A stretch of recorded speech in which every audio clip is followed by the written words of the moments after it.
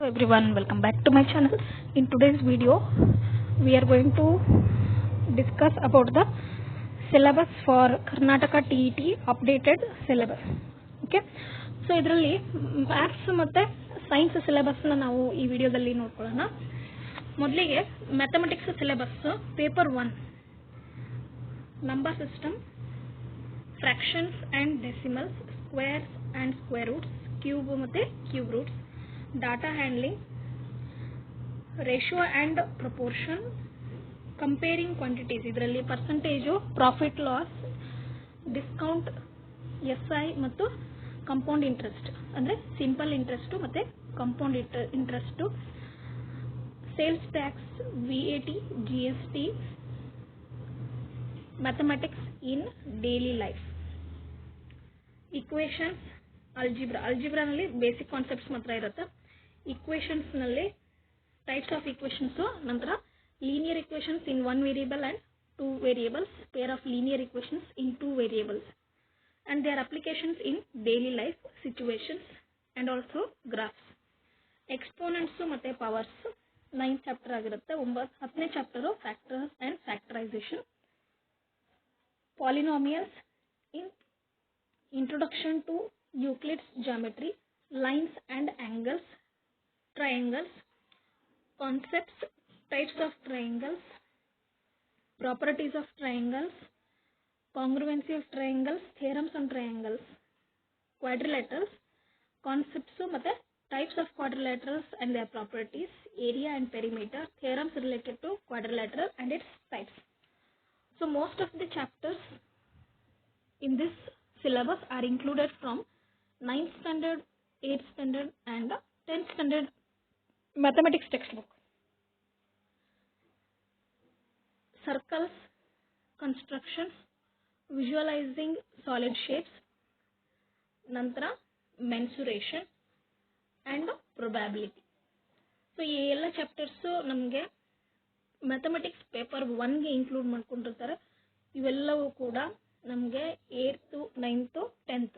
ಹಾಗೇನೆ basic concepts ಅಂತಂದ್ರೆ 6th, 7th ಸ್ಟ್ಯಾಂಡರ್ಡ್ನಲ್ಲಿರುವಂಥ ರೇಷಿಯೋ ಆ್ಯಂಡ್ ಪ್ರಪೋರ್ಷನ್, ಸ್ಕ್ವೇರ್ ಮತ್ತು ಸ್ಕ್ವೇರ್ ರೂಟ್ಸ್, ಕ್ಯೂಬ್ ಮತ್ತು cube roots, fractions, number system, ಇವೆಲ್ಲವೂ ನಮಗೆ 6 ಮತ್ತು 7ನೇ ಕ್ಲಾಸ್ನಲ್ಲಿ ಗಣಿತ ಪಠ್ಯಪುಸ್ತಕದಲ್ಲಿ ಅವೈಲೇಬಲ್ ಇರುತ್ತೆ.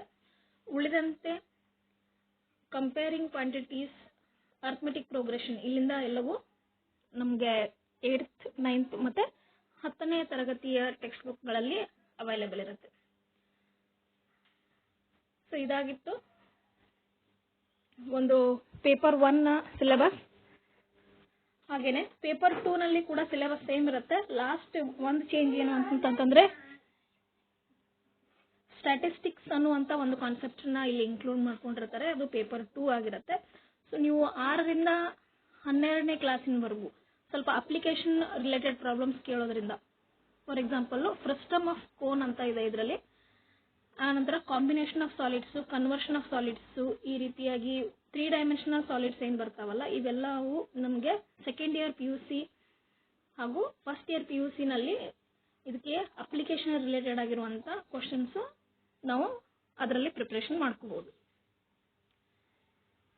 ಸೊ ಬುಕ್ಸ್ ಫಾರ್ ರೆಫರೆನ್ಸ್ ಅಂತ ಕೊಟ್ಟಿದ್ದಾರೆ. ಇದರಲ್ಲಿ KSEEB maths text book 10th ಸ್ಟ್ಯಾಂಡರ್ಡ್ವರೆಗೂ, ಆನಂತರ CBSE text book, maths 8th, 9th, 10th,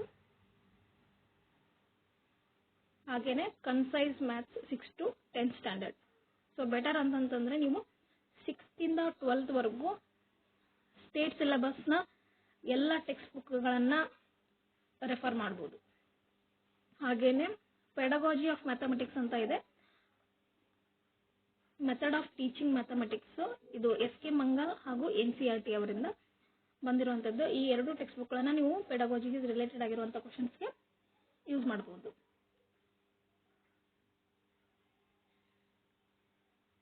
next CDP child development and pedagogy paper 1 ಮತ್ತು ಪೇಪರ್ 2 ಸಿಲೆಬಸ್ನ ಇಲ್ಲಿ ಕೊಟ್ಟಿದ್ದಾರೆ. ಸೊ ಕನ್ನಡ ಮೀಡಿಯಂನವ್ರಿಗೆ ರೆಫರೆನ್ಸ್ ಬುಕ್ ಆಗಿ ನಾವು ವಾಮದೇವಪ್ಪ ಅವರ ಟೆಕ್ಸ್ಟ್ ಬುಕ್ಕನ್ನು ರೆಫರ್ ಮಾಡ್ಬೋದು. ಹಾಗೇನೆ ಅದನ್ನೆಲ್ಲ ನೀವು ಬಿ ಎಡ್ನಲ್ಲಿ ಯೂಸ್ ಮಾಡೇ ಇರ್ತೀರಾ, ಆ ಟೆಕ್ಸ್ಟ್ ಬುಕ್ ಓದಿರ್ತೀರಾ. ಅದೇ ಟೆಕ್ಸ್ಟ್ ಬುಕ್ಕನ್ನು ನೀವು ಪರ್ಫೆಕ್ಟಾಗಿ ಒಂದು 2ರಿಂದ 3 ಸಲ ಓದ್ಕೊಂಡ್ರೆ ಇಲ್ಲಿ ಹೆಲ್ಪ್ ಆಗುತ್ತೆ. ಇಂಗ್ಲೀಷ್ ಮೀಡಿಯಂ ಟೆಕ್ಸ್ಟ್ ಬುಕ್ ಆಗಿ ನೀವು ಎಸ್ ಕೆ ಮಂಗಲ್ ಅವರ ಎಜುಕೇಟಿಂಗ್ ಎಕ್ಸೆಪ್ಷನಲ್ ಚಿಲ್ಡ್ರನ್ ಹಾಗೂ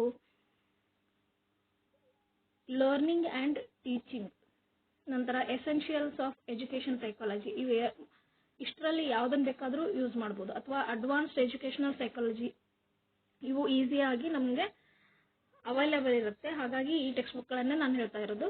ನಂತರ ಕನ್ನಡದಲ್ಲಿ ಹೇಳ್ದಂಗೆ ಶೈಕ್ಷಣಿಕ ಮನೋವಿಜ್ಞಾನ ಡಾಕ್ಟರ್ H.P. ವಾಮದೇವಪ್ಪ ಅವರ ಟೆಕ್ಸ್ಟ್ ಬುಕ್ಕನ್ನು ರೆಫರ್ ಮಾಡ್ಬೋದು. ನಂತರ ಎಜುಕೇಷನಲ್ ಸೈಕಾಲಜಿ S.K. ಮಂಗಲ್. ಡಿಪಾರ್ಟ್ಮೆಂಟಿಂದ ಬರುವಂಥ DSRT ಬುಕ್ಸ್ಗಳನ್ನು ಕೂಡ ಇವು ಇಲ್ಲಿ ರೆಫರ್ ಮಾಡ್ಬೋದು.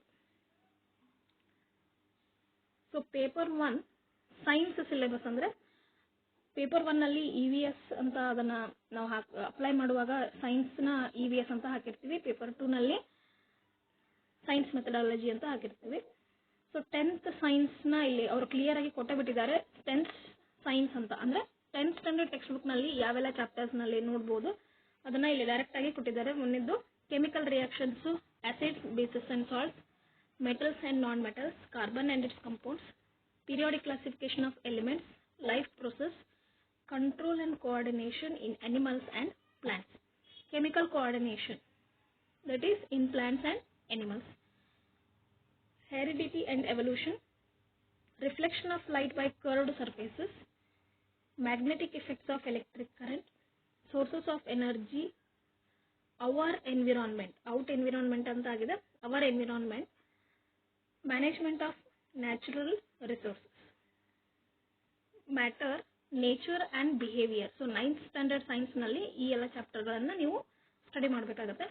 Atoms and molecules, mole concept, structure of atom in detail, organisation in living world, biological diversity, motion, force and work, force and Newton's laws of motion, gravitation, work, energy and power, sound, health and diseases, natural resources, food production. ಇದಿಷ್ಟು 9th ಮತ್ತು 10th ಸ್ಟ್ಯಾಂಡರ್ಡ್ನ syllabus ಆಗಿರುತ್ತೆ. Almost ಒಂದು 90% ಸಿಲೆಬಸ್ನ cover ಮಾಡಿದ್ದಾರೆ ಇದರಲ್ಲಿ. Next primary syllabus 6th to 8th ಅಂತ ಕೊಟ್ಟಿದ್ದಾರೆ. Plant parts and animals, separation techniques, different types of cloth materials, grouping things on the basis of common properties, solubility, saturated solutions, living and non living characteristics, electric current, magnets, evaporation and condensation, light, importance of water, habitat ಮತ್ತೆ waste. So ಇದು class 7th ಒಂದು syllabus ಯಾವ್ದಾವುದು ಓದ್ಕೋಬೇಕು ಅಂತ ಇಲ್ಲಿ ಕೊಟ್ಟಿದ್ದಾರೆ. Autotrophic and heterotrophic nutrition, wool, silk and animal fibers, heat flow, classification of substances as acids, bases and neutral substances, chemical substances and reactions. ನಂತರ respiration in plants and animals, reproduction in plants, electric current, light, water. So class 8th ನಲ್ಲಿ crop production, microorganisms, synthetic clothing materials, metals and non-metals, combustion, flame, conservation of biodiversity, cell structure, reproduction, gas, friction, pressure, sound. ಹಾಗೇನೆ solar system ಅನ್ನುವಂಥ ಒಂದು ಚಾಪ್ಟರ್ನ ಕೂಡ ಇಲ್ಲಿ ಕೊಟ್ಟಿದ್ದಾರೆ. So stars, planets, constellations, natural resources, contamination of water. ಇದ್ರ ಜೊತೆಗೆ ನೀವು 11th ಮತ್ತು 12th ಅಂದರೆ PUC first year and second year syllabus ಯಾವೆಲ್ಲ ಟಾಪಿಕ್ಸ್ನ ಓದಬೇಕು ಅನ್ನೋದನ್ನು ಕೂಡ ಈ ಇಯರು ಇನ್ಕ್ಲೂಡ್ ಮಾಡ್ಕೊಂಡಿದ್ದಾರೆ.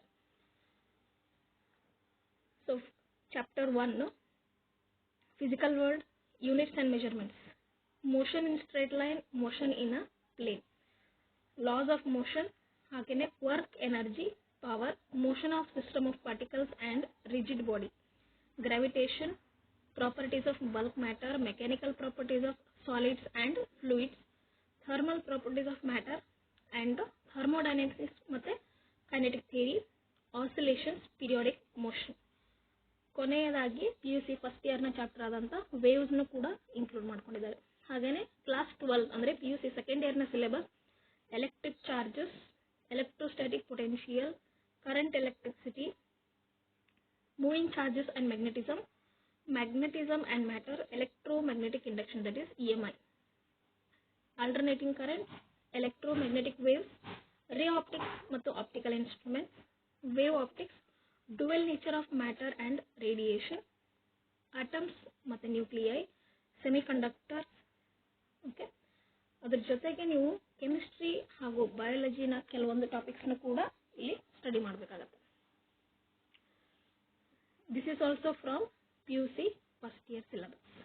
Some basic concepts of chemistry, structure of atom, classification of elements and periodicity in properties, chemical bonding and molecular structure, states of matter, chemical thermodynamics, equilibrium, redox reactions, hydrogen, ನಂತರ S block elements, P block elements ಹಾಗೂ organic chemistry, some basic principles of organic chemistry and the techniques, hydrocarbons, nomenclature of hydrocarbons, environmental chemistry. ಅದರ ಜೊತೆಗೆ class 12 second year PUCಯ chemistry syllabus ಆದಂಥ solid state, solutions, electrochemistry, chemical kinetics, surface chemistry, P block elements, group 18 and 17 elements, D and F block elements, coordination compounds, haloalkanes ಮತ್ತು haloarenes, alcohols, phenols and ethers, aldehydes, ketones, carboxylic acids, organic compounds containing nitrogen, biomolecules, polymers ಮತ್ತೆ chemistry in everyday life. PUC first ಇಯರ್ನ biology syllabus ಆದಂಥ diversity in living world, structural organisation in animals and plants, cell structure ಮತ್ತು function, cell division, plant physiology, ಹಾಗೆಯೇ human physiology, ನಂತರ reproduction. So ಇದು PUC second ಇಯರ್ನಲ್ಲಿ ಬರುವಂಥ syllabus. Sexual ಮತ್ತು asexual reproduction, human reproduction, reproductive health ಹಾಗೂ genetics and evolution, Darwin's contribution to evolution, biology and human welfare, biotechnology ಮತ್ತು ಅದರ applications, ecology ಮತ್ತು ಎನ್ವಿರಾನ್ಮೆಂಟ್. ಸೊ ಇದೆಲ್ಲವೂ PCMನವರಿಗೆ ಬಂದಂಥ ಸಿಲೆಬಸ್ ಆಗಿರುತ್ತೆ. ಸೊ ಇದು 6 to 8 ಆಗಿರೋದ್ರಿಂದ 6ರಿಂದ 10ನೇ ಕ್ಲಾಸ್ವರೆಗೂ ಬರುವಂಥ ಎಲ್ಲ ಸೈನ್ಸ್ ಹಾಗೂ ಮ್ಯಾಥ್ಸ್ ಪಠ್ಯಪುಸ್ತಕವನ್ನು ನೀವು ಪ್ರಿಪೇರ್ ಮಾಡ್ಕೊಳ್ಬೇಕಾಗತ್ತೆ. ಜೂನ್ 30ನೇ ತಾರೀಕಿನಂದು ಎಕ್ಸಾಮ್ ಇರೋದ್ರಿಂದ ಇನ್ನೂ 1 ತಿಂಗಳ ಕಾಲಾವಕಾಶ ನಿಮಗಿದೆ. ಪರ್ಫೆಕ್ಟಾಗಿ ಪ್ರಿಪೇರ್ ಮಾಡಿಕೊಂಡು ಪೇಪರ್ 1, ಪೇಪರ್ 2 ಎರಡೂ ಕ್ಲಿಯರ್ ಮಾಡ್ಕೋಬಹುದು. ಹಾಗೆಯೇ ಪೆಡಗಾಜಿಗೆ ರೆಫರೆನ್ಸ್ ಬುಕ್ಸ್ನ ಕೊಟ್ಟಿದ್ದಾರೆ. NCERT pedagogy of physical science part 1 ಮತ್ತು ಪಾರ್ಟ್ 2. ಇದ್ರ ಜೊತೆಗೆ B.Ed text books of various universities ಇದನ್ನು ಕೂಡ ನೀವು ರೆಫರ್ ಮಾಡ್ಬೋದು. ಮುಂದಿನ ವಿಡಿಯೋಗಳಲ್ಲಿ ಇನ್ನೂ ಹೆಚ್ಚು TETಗೆ ರಿಲೇಟೆಡ್ ಆಗಿರುವಂಥ ಕ್ವಶನ್ ಪೇಪರ್ಸ್ನ ನಾವು ಸಾಲ್ವ್ ಮಾಡ್ತಾ ಹೋಗೋಣ. ಈ ವಿಡಿಯೋ ನಿಮಗೆ ಇಷ್ಟ ಆಗಿದ್ದರೆ ನಮ್ಮ ಚಾನಲನ್ನು ಸಬ್ಸ್ಕ್ರೈಬ್ ಮಾಡಿಕೊಂಡು ನಿಮ್ಮ ಸ್ನೇಹಿತರ ಜೊತೆಗೆ ಶೇರ್ ಮಾಡಿ.